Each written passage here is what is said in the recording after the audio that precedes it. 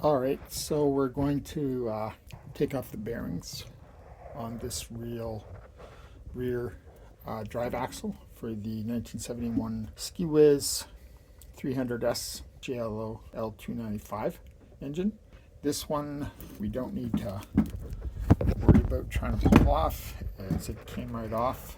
This bearing's not too bad, the other side's pretty bad. You can see this one's got a fair collar here to the inside. So the idea is to get this bearing out, so we're gonna, these little bolt things here, little rivets, we're gonna drill off this end here and get them out of there so we can open up this casing here and get that bearing out.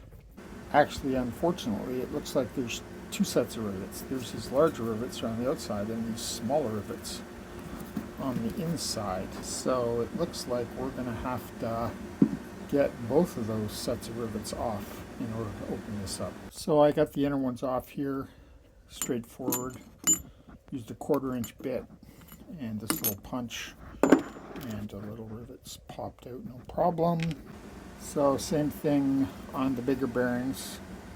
Bigger rivets here came out no problem. This time I used a 3/8 inch bit. And now we can open it up, and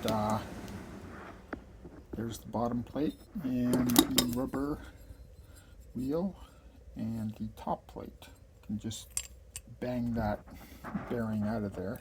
Should have done a better job of drilling these rivets off. You can see they've still got a bit of an edge. They don't want to come out. Yeah, I used a Dremel with a decent cutting wheel on it.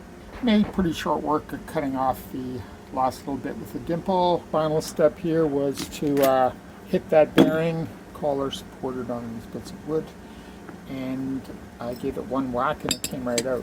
Probably could have pushed it out. Now I'll do the same thing on the other side. The bearings on the two sides are the same.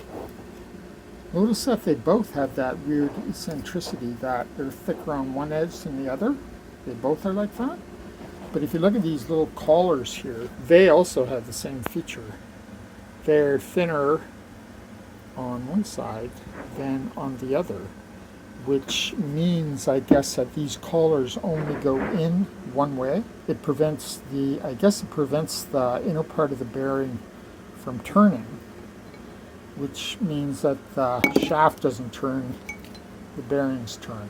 So this time I was a bit more aggressive on the drilling of these big rivets, and they came right out without having to cut them with the Dremel.